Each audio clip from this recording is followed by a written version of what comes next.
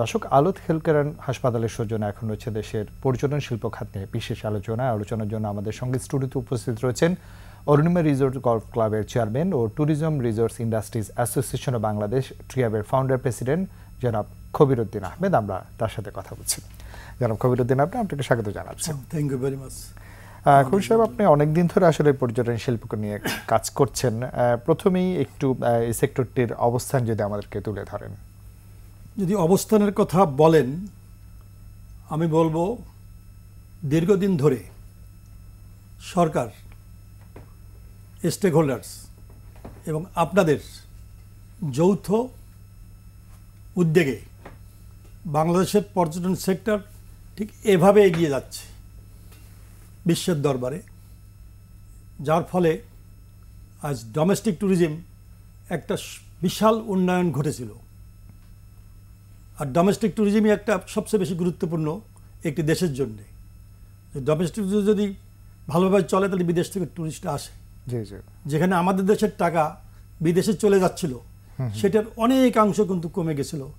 এটার একটা উন্নয়ন, আমি বলবো একটা বিশাল উন্নয়ন। এবং সেই উন্নয়নের সাথে সাথে সরকার একটা মাস্টার প্ল্যানও করেছিল আমাদের সাথে একসাথে মিলে, বেসরকারি লোকদের সাথে মিলে একটা মাস্টার প্ল্যানও হয়ে গেছে।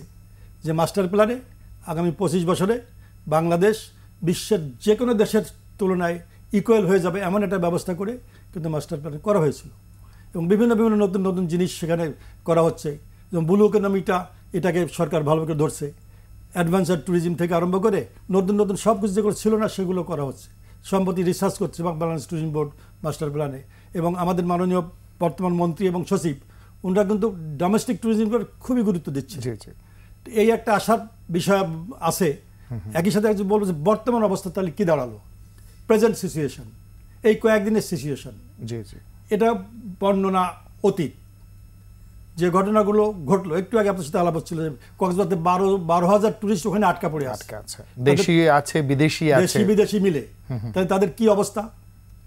মানে পৃথিবীর ইতিহাসে, আমি বলবো বাংলাদেশের ইতিহাসে এমন জঘন্য দুর্ঘটনা ইতিপূর্বে কখনো ঘটেনি বলে আমার ধারণা। এই যে ঘটনাগুলো ঘটালো, এর যদি ইতিবৃত্তি আবার যদি পুনরায় এমন ঘটনা ঘটে, তাহলে পর্যটন কেন এ দেশের সব দিক দিয়ে আমি বলবো যে একদম নিস্তব হয়ে যাবে।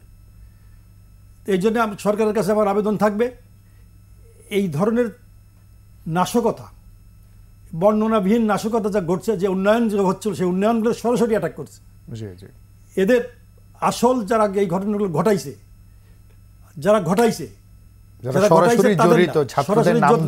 আমি বলবো সরাসরি জড়িত, সেই জড়িত ব্যক্তিদেরকে এমন পানিশমেন্ট দিতে হবে যেটা একটা পানিশমেন্টের এক্সাম্পল হয়ে থাকে। এবং একই সাথে যেহেতু ট্যুরিজম বিশ্বে বর্তমানে 1 এবং 2 নাম্বার 3 নাম্বারের মধ্যে চলতেছে, এবং ট্যুরিজমই একমাত্র কামিং ডেজে বর্তমান থেকে একমাত্র দেশের উন্নয়নের অন্যতম চাবিকাঠি খাত হতে পারে। অলরেডি খাত হয়ে গেছে বিশ্বে, বাংলাদেশে হয়ে গেছে। কিন্তু এটাকে যদি নারিশ ঠিক মতো না করা হয়, তাহলে কিন্তু এটা আমরা এই ধরনের নৃশংসতা যদি আমাদের থাকে, আমাদের ইমেজ ব্র্যান্ডিং এর যে বিষয়টি, আমি বলেছি বহুবার, আমার বিশ্বে বহু দেশ গৌরব করার সুযোগ হয়েছে। জুনিয়র চেম্বার ইন্টারন্যাশনাল বলেন, সরকারি দায়িত্বে থাকার বিভিন্ন সময় আমাদের সিকিউরিটি কিন্তু খুবই ভালো ছিল। আমাদের পর্যটনের যে সিকিউরিটি ছিল, যাই বলুক, ইট ওয়াজ ভেরি গুড। কিন্তু এখন যে ঘটনা ঘটলো, এখন তো বিশ্বের দরবারে সব জায়গায় আমাদের কথা চলে গেছে। এইটা কিন্তু একটা ভয়াবহ ঘটনা ঘটে গেল। এর থেকে উতরাতে হলে, যতটুকু আমরা এগিয়েছিলাম সেটা আবার পিছিয়ে দেওয়ার চেষ্টা চলছে। উতরাতে হলে এখন আমাদের সরকার বলেন, আমরা যারা বেসরকারি পর্যায়ে আছি, এই সেক্টর নিয়ে যারা কাজ করছেন, আমাদের সাধারণ জনগণ, সিরিয়াসলি মানে সবকিছু বাদ দিয়ে জীবন দিয়ে এটাকে ট্যাকেল করার জন্য, যাতে সিকিউরিটি থেকে আরম্ভ করে ভবিষ্যতে এরকম ধরনের না ঘটতে পারে, সে কারণে সরকারকেও খেয়াল রাখতে হবে যে ছোটখাটো জিনিসে সরকারকে গুরুত্ব দিতে হবে, ছোট থেকে বড় হয়। এবার কিন্তু সেটা যেটা হয়েছে, এটাও সরকারকে মাথায় রাখতে হবে। সরকার যেভাবে চালাচ্ছে, সেই চলার পথে বিপদ আসবে বিভিন্নভাবে, সেই বিপদকে দেখতে হলে সুযোগ না নিতে পারে। জি জি, জনাব খবির আহমেদ, আপনি যেটা বলছিলেন যে দেশীয় ট্যুরিজমের একটা বড় ব্যাপ্তি আমরা দেখছিলাম যে একটা সময় কিন্তু এখানে বড় বিনিয়োগ ছিল না, এখন কিন্তু অনেক বড় বড় বিনিয়োগ এসছে। আমাদের দেশীয় ট্যুরিজমের ব্যাপ্তিটা অনেক বাড়ছে। এখানে আপনাদের একটা বড় অবদান আছে, সরকারের প্রচেষ্টা সহযোগিতা আছে। এই জায়গাটি আপনি যে বিনিয়োগ হয়েছে, সেই জায়গাটি আসলে একটু যদি বলেন। আমি বলবো বিনিয়োগ তো বিভিন্ন খাতে হয়েছে। বিভিন্ন খাতের মধ্যে আপনার সবচেয়ে বেশি বিনিয়োগ করছে রিসোর্ট মালিকরা, গ্রামগঞ্জে যে হাজার হাজার কোটি টাকা এখানে ইনভেস্ট করেছে। এবং একই সাথে আপনার ট্রান্সপোর্ট বলেন, বিভিন্ন সেক্টরে অ্যাকোমোডেশন থেকে আরম্ভ করে সব জায়গায় বিনিয়োগ হয়েছে। এই বিনিয়োগটা যেটা হয়েছে, এবং বিনিয়োগটা কিন্তু প্ল্যান্ড ওয়েতে হয়েছে, এই বিনিয়োগটা দিয়ে আমি বলেছি বাংলাদেশ কিন্তু অনেক বেশি এগিয়ে যেতে পারবে। এবং সরকার যে রাস্তাঘাট যেটা করেছে বিনিয়োগের কারণে, রাস্তাঘাটটা কিন্তু খুবই ভালো হয়েছে। কিন্তু যেটা পর্যটন, যেটা বলে রিয়েল পর্যটন, বিদেশ থেকে যারা আসে বিশেষ করে, এবং বাংলাদেশের লোক এক এলাকার লোক আর একটা এলাকা চেনে না। এই যে বাংলাদেশের যে বিভিন্ন গ্রামগঞ্জ আছে, এই গ্রামগঞ্জের উন্নয়নটা আরও একটু দরকার, ছোটো ছোটো দরকার। যেমন একটা ব্রিজ দরকার, একটা ফেরি দরকার, হ্যাঁ, একটা ছোটো ছোটো জিনিস দরকার। আমাদের মাননীয় মন্ত্রী এবং মাননীয় বর্তমান সচিব, ওনারা যেখানে যাচ্ছে, যেখানে ত্রুটি দেখছে, সে জায়গায় ব্রিজ বলেন, ফেরি বলেন, তারা কিন্তু সরাসরি করছে। এই যে চলমান যে জিনিসটা আছে, এটা যদি এইভাবে চলে, এটাকে আরো বেগবান করলে আমার মনে হয় ট্যুরিজমই একমাত্র সেক্টর। আজকে গার্মেন্ট সেক্টর দেখতেছেন যেভাবে চলছে, 10 বছর পর না থাকতে পারে, কিন্তু ট্যুরিজম কিন্তু সারা জীবনের জন্য থাকবে, যুগ যুগ ধরে থাকবে। এবং আমাদের পার্শ্ববর্তী যে দেশগুলো, আমরা এখন উদাহরণস্বরূপ বলে মালদ্বীপ, ভুটানের কথা আমরা বলছি, শ্রীলঙ্কা বা মালয়েশিয়া, থাইল্যান্ড তো আরো অনেক দূর এগিয়ে গিয়েছে। তাদের অর্থনীতির একটা বড় চালিকা শক্তি কিন্তু এই পর্যটন। আমাদের তো অপার সম্ভাবনার কথা আমরা শুনি, কিন্তু আমরা যেভাবে এগুচ্ছি সেটি কি যথেষ্ট? না, এটা বললাম যে যেভাবে এগোচ্ছিলাম, এটাকে আরও একটু এগোনোর সময় মাঝে মাঝে আমাদের কিছু প্রবলেম ক্রিয়েট হয়ে যায়। যেমন একটা মাস্টার প্ল্যান হয়েছে, এই মাস্টার প্ল্যান ধরেন প্রায় 40-50 কোটি টাকা খরচ করে করা হয়েছে। এই হওয়ার পরে এই মাস্টার প্ল্যানে কী কী কাজ আছে, সেই দিকে সরকারকে যোগ দিতে হবে। এবং সরকারের যে কনসার্ন ডিপার্টমেন্ট আছে, যেমন ট্যুরিজম মন্ত্রণালয়, এই ট্যুরিজম মন্ত্রণালয় একা কিন্তু কিছু করতে পারবে না, এর সাথে আরও 12-13টা মন্ত্রণালয় ইনভলভ। এই 12-13টা মন্ত্রণালয়কে একসঙ্গে কাজ করলে একমাত্র মাস্টার প্ল্যান হবে, তার মাত্র একমাত্র ট্যুরিজম হবে। দেখা যাচ্ছে আর একটা কাজ আর একটা সেক্টরে আছে, ওই সেক্টর ওই কাজটা দিচ্ছে না। এবং আজকে দেখেন যে বিশ্বের বহু দেশই এমনকি ভিসা ফ্রি করে দিচ্ছে, ভিসা ইজি করে দিচ্ছে, কিন্তু আমরা কিন্তু ভিসাটা ইজি করছি না। হ্যাঁ, ভিসা ইজি করলে বাইরের গেস্ট, এই আমার মনে হয় বেশ কিছুদিন ধরে আমরা গেস্ট পাবো না। হ্যাঁ, এই কারণে এর থেকে আমাদের আবার অবস্থানটা ফিরিয়ে আনতে হবে। আমাদের যে পরিবেশ যেভাবে কার্ফিউ দেওয়ার পরে যে হয়ে আসতেছে, এটি হয়ে আসার পরে যখন এটা আরো একটু ভালো হবে, তখন আমাদের আমরা দেখাতে পারবো যে আমাদের লোকজন ঘোরাফেরা করছে, তখন আমরা ভালো অবস্থানে চলে যাব। আমাদের ভেঙে পড়লে চলবে না, যেহেতু আমাদের এস্টাবলিশমেন্ট হয়ে গেছে, আমরা প্রচুর টাকা খরচ করে ফেলছি। এখানে বড় একটা কর্মসংস্থান, সুবিশাল কর্মসংস্থান, অর্থনীতি বিশ্ববিশাল। মানে একজন টুরিস্ট আসলে তার পিছনে আর 10-15 জন থাকে। একজন টুরিস্ট আসলে বহু রকম খাদ্য খাবার, বহু কিছু সাপোর্টেড আছে। মানে বিশ্বে এটার মধ্যে একটা অন্যতম খাত, এর কোনো বিকল্প নাই। এবং সেটা কিন্তু গভর্নমেন্ট বুঝতেও পারছে, কিন্তু এটাকে আরও একটু ভালোভাবে, এটাকে সব দিক দিয়ে সুচারুভাবে চালাতে হবে। আমরা একটা ছোট্ট বিজ্ঞাপন বিরতি নিয়ে নিচ্ছি, তারপর আবার আলোচনায় ফিরে আসবো। প্রিয় দর্শক, নিচে একটা ছোট্ট বিজ্ঞাপন বিরতি, আমাদের সাথেই থাকুন।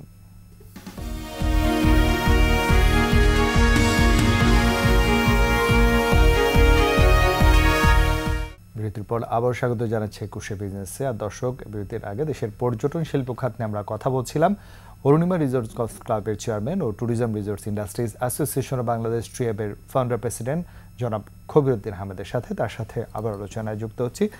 জনাব খবির উদ্দিন আহমেদ, আমরা বিরতির আগে যেটা আলোচনা করছিলাম যে পর্যটনই হতে পারে একটি দেশের অর্থনীতির একটা বড় চালিকা শক্তি, এবং বাংলাদেশের একটা অপার সম্ভাবনা নিয়ে আমরা সবসময় আলোচনা করি। আমাদের সমুদ্র সৈকত রয়েছে, আমাদের কুয়াকাটা, আমাদের বান্দরবান রয়েছে, আমার রাঙামাটি রয়েছে, সুন্দরবন রয়েছে।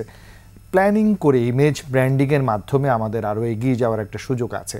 অনেক দিন ধরে এই সেক্টরগুলো নিয়ে কাজ করছেন, দেশীয় পর্যটক আছে, বিদেশি পর্যটক আছে। আপনার একটু আগে বলছিলেন যে পর্যটনের জায়গাটায় অনেক দেশ এখন ভিসা ফ্রি সুযোগ সুবিধা দিচ্ছে। এইখানে আসলে আরও অনেক কিছু করার আছে। সেই জায়গাটা আপনাদের প্রত্যাশা কি বা কী করণীয় বলে আপনারা মনে করেন? আমি যে কথা বলছিলাম যে অলরেডি কিন্তু আমরা একটা প্ল্যান করে এগোয় যাচ্ছিলাম। সে এগোয় যাওয়ার মুহূর্তে যে ঘটনাটা ঘটে গেল, এই ঘটনাটাই কিন্তু সবচেয়ে এখন আমাদের জন্য সবচেয়ে মারাত্মকভাবে একটা ক্ষতিকর। এই ঘটনাকে উত্তরানোর জন্যে যা যা করা দরকার যত দ্রুত সম্ভব সেটা যদি আমরা একটু সময় নিয়ে এটা করে ফেলতে পারি, আমার মনে হয় বাংলাদেশে ট্যুরিজম সেক্টর যেভাবে এগোচ্ছে, এটা কিন্তু অনেকভাবে এগিয়ে যাবে। এবং সরকার যেভাবে নজর দিচ্ছিল, নজরটা আরও বাড়াতে হবে। কারণ আপনি বলেন একটা বিদেশি গেস্ট যখন আসবে, তার কি প্রয়োজন?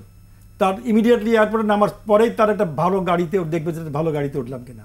এই ভালো গাড়িতে ওঠার ব্যাপারে আমরা বারবার আমরা এনবিআরকে বলতেছি যে একটা ডিউটি ফ্রি গাড়ি, যারা ট্যুর অপারেটর বলেন, ডেস্টিনেশন অন ডেস্টিনেশন থাকে, সেই ডেস্টিনেশন বলেন এটা দেওয়া, নাহলে অন্তত আধা ডিউটি ফ্রি দেওয়া দরকার, এটা কিন্তু দিচ্ছে না। এরকম ছোটোখাটো বললাম আন্তঃ মন্ত্রণালয় যে প্রবলেমগুলো, একই সময় শিল্প মন্ত্রণালয় এবং পর্যটন মন্ত্রণালয় মিলে শিল্পনীতি ঘোষণা করা হয়েছে।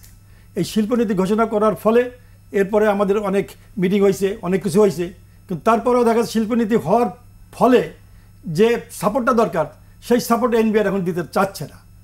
এই যে শিল্পনীতি হয়ে গেছে, শিল্প মন্ত্রণালয় ঘোষণা করছে, কিন্তু বাস্তবায়নের জায়গাটি বাস্তবায়নে আমরা আটকে যাই, এবং বিভিন্ন ক্ষেত্রে, একটা ক্ষেত্র না, বিভিন্ন ক্ষেত্রে বাস্তবায়নে যে আটকে যাই। একটা জিনিস করতে যায়, সে করতে যায়, অর্ডার হয়ে গেছে, একটা অফিসে অর্ডার হয়ে গেছে, অর্ডারের পরে 3 মাস 6 মাস 9 মাস চলে যাচ্ছে, 1 বছর চলে যাচ্ছে। এই ফাইল কিন্তু আটকে রাখার কথা না। সরকারের এই ফাইলগুলো দেখতে হবে যে কোথায় কোন ফাইলটা কীভাবে আটকে আছে, এটা সরকারকে দেখতে হবে, তাহলে কিন্তু দ্রুত কাজগুলো হয়ে যাবে। তেমনি আপনি যেটা বলছিলেন, একটা কথা হচ্ছিল, আজকে আপনি দুবাইয়ের কথা চিন্তা করেন, সৌদি আরবের কথা চিন্তা করেন, মালয়েশিয়ার কথা চিন্তা করেন, এই সমস্ত দেশগুলা একজন ট্যুরিস্ট আসলে তার যে মুভমেন্ট, তার মুভমেন্টের সময় সে কোথাও কোনো রুমে উঠলো, তার নিরিবিলি সিকিউরিটি, তাকে একটু আনন্দ ফুর্তি করে দেওয়ার জন্য তাকে একটু অ্যালাউ করা, এই সমস্ত জিনিসগুলো অনেকটা আমাদের এখানে কিছু কিছু ক্ষেত্রে বাধা হয়। যদিও ইদানিং আমাদের বিভিন্ন ডিস্ট্রিক্ট অ্যাডমিনিস্ট্রেশন, পুলিশ অ্যাডমিনিস্ট্রেশন মাননীয় প্রধানমন্ত্রীর নির্দেশে এই ট্যুরিজমকে সহায়তা করছে।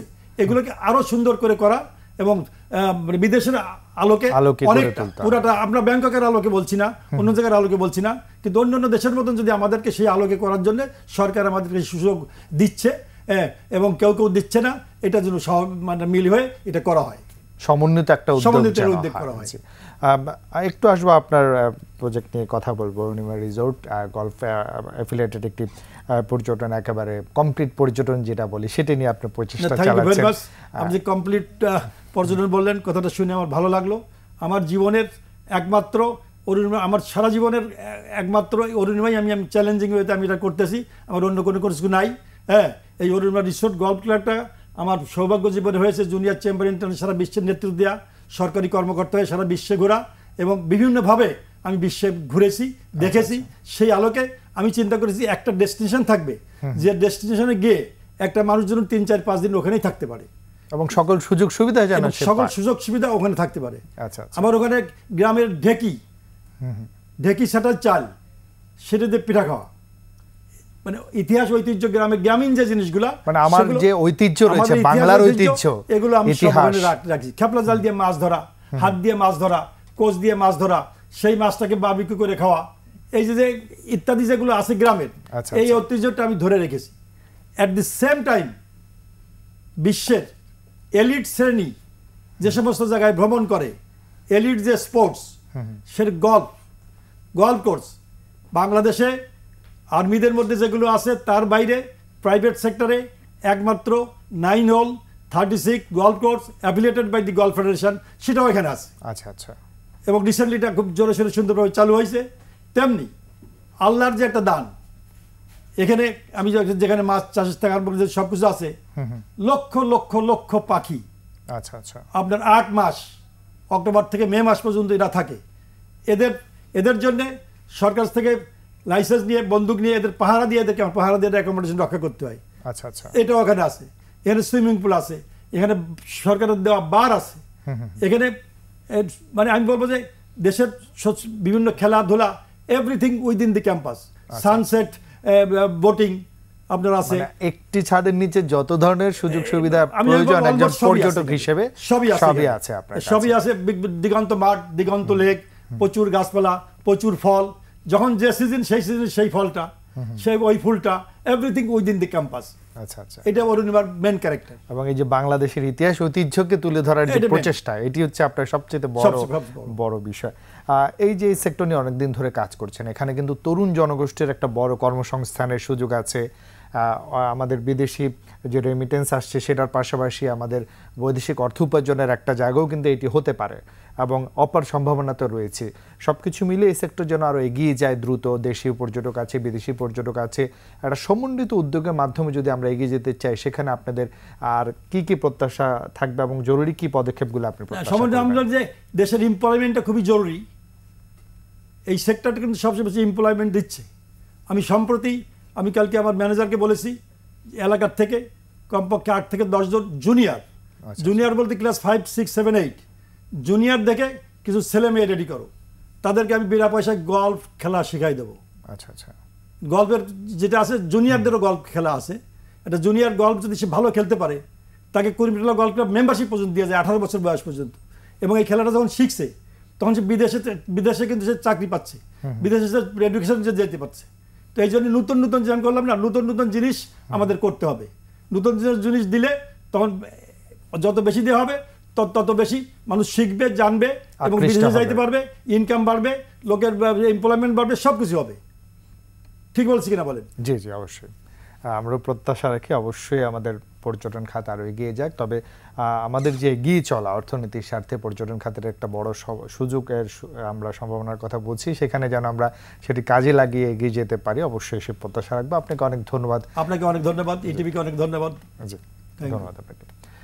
প্রিয় দর্শক, এতক্ষণ আলোক হেলথ কেয়ার অ্যান্ড হাসপাতালের সৌজন্যে দেশের পর্যটন শিল্প খাতের নানা দিক এবং করণীয় নিয়ে আমরা কথা বলছিলাম অরুণিমা রিসোর্টস গল্ফ ক্লাবের চেয়ারম্যান ও tourism resorts industries association Bangladesh ট্রিয়াবের ফাউন্ডার প্রেসিডেন্ট জনাব খবির উদ্দিন আমাদের সঙ্গে। এবারে নিচ্ছি, এরই সাথে শেষ করছি আজকের 21শে বিজনেস। আগামীকাল আবারও ফিরে আসবো 21শে বিজনেস, আমাদের সাথেই থাকুন।